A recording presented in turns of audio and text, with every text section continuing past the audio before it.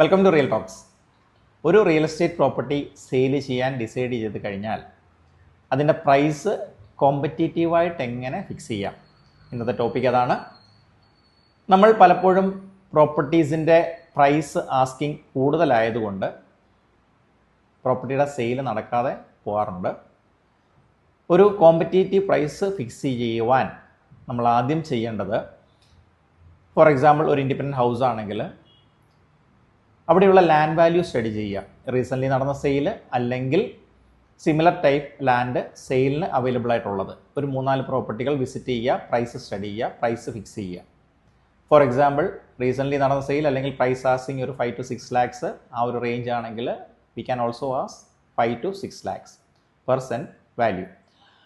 Plus അതിലൊരു independent house ഉണ്ട്, around 2000 square feet, 10 years old, semi furnished. ഇവിടെ നമുക്ക് ഒരു സർട്ടിഫൈഡ് സിവിൽ എഞ്ചിനീയറുടെ സർവീസ് എടുക്കാം. സർട്ടിഫൈഡ് സിവിൽ എഞ്ചിനീയർ വന്ന് ഇത് വാല്യുവേഷൻ ചെയ്ത് ഇതിൻ്റെ പ്രൈസ് നമുക്ക് സർട്ടിഫിക്കറ്റ് ആയിട്ട് തരും.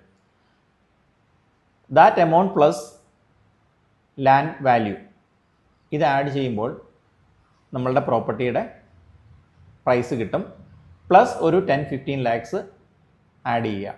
അതെന്തിനാണെന്ന് വെച്ച് കഴിഞ്ഞാൽ നോർമലി ബയേഴ്സ് എല്ലാം വന്നൊരു നെഗോസിയേഷൻ ഉണ്ട്, അതെപ്പോഴും ഉണ്ടാകാറുള്ളതാണ്. അതിനുവേണ്ടി ഒരു ബഫറാണ് 10-15 lakhs. ഇങ്ങനെയാണ് നമ്മൾക്ക് ഒരു ഇൻഡിപെൻഡൻറ്റ് ഹൗസ് ഒക്കെ നമുക്ക് വാല്യുവേഷൻ ചെയ്ത് ഒരു കോമ്പറ്റീറ്റീവ് പ്രൈസ് ഫിക്സ് ചെയ്യാൻ പറ്റുക. ബയേഴ്സ് എല്ലാം ഈ ഒരു മെക്കാനിസം ആയിരിക്കും യൂസ് ചെയ്യുന്നത്. ഇതല്ലാതെ വേറൊരു ഓപ്ഷൻ എന്ന് പറഞ്ഞാൽ, നമ്മൾക്ക് പരിചയമുള്ള ഏതെങ്കിലും കോൺട്രാക്ടേഴ്സ് ഉണ്ടെങ്കിൽ അവരെ ഈ ഹൗസ് വിസിറ്റ് ചെയ്യിച്ച് സിമിലർ ടൈപ്പ് ഒരു ഇൻഡിപെൻഡൻറ്റ് ഹൗസ് ഇപ്പോൾ പണിയുമ്പോൾ എത്ര സ്ക്വയർ ഫീറ്റ് റേറ്റ് ആകുമെന്ന് ചോദിക്കുക. അതിൽ നിന്നും ഈ ഒരു 10 years old ഹൗസ് ആണെങ്കിൽ അതിനൊരു ഡിപ്രിസിയേഷൻ ഒരു 20 to 30% ഡിപ്രിസിയേഷൻ എഴുതുക. ആ square feet rate into square feet area ആണ് ആ ബിൽഡിങ്ങിൻ്റെ പ്രൈസ് എന്ന് പറയുന്നത്. പ്ലസ് ഞാൻ ആദ്യം പറഞ്ഞ ഒരു 10-15 lakhs ബഫർ ആഡ് ചെയ്യുക. ഫ്ലാറ്റിൻ്റെ കേസിലാണെങ്കിൽ വാല്യുവേഷൻ സർട്ടിഫൈഡ് സിവിൽ എഞ്ചിനീയറുടെ വാല്യുവേഷൻ കൂടാതെ ഒന്നുകൂടെ നമുക്ക് ചെയ്യാം. Similar type of flats available in the city, അതിൻ്റെ പ്രൈസ് എടുക്കുക. ലേറ്റസ്റ്റ് ലോഞ്ച് അല്ലെങ്കിൽ ഓൺ ഗോയിങ് പ്രോജക്ട്സിൻ്റെ പ്രൈസ് ഒന്നെടുക്കുക. ഫോർ എക്സാമ്പിൾ ഇപ്പോൾ നമ്മളുടെ ഒരു റീസെൻ്റ്ലി ലോഞ്ച്ഡ് ഒരു പ്രോജക്റ്റിൻ്റെ പ്രൈസ് 6,000 per square feet ആണെന്ന് വിചാരിക്കുക. 10 years old ഒരു ഫ്ലാറ്റിന് നമ്മൾ ചോദിക്കുന്നത് സ്ക്വയർ ഫീറ്റ് റേറ്റ് 5,500 ആണെന്നും വിചാരിക്കുക.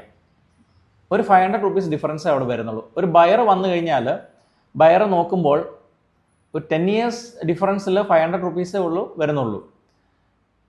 അവിടെ നമ്മളുടെ പ്രൈസ് കൂടുതലാണ്.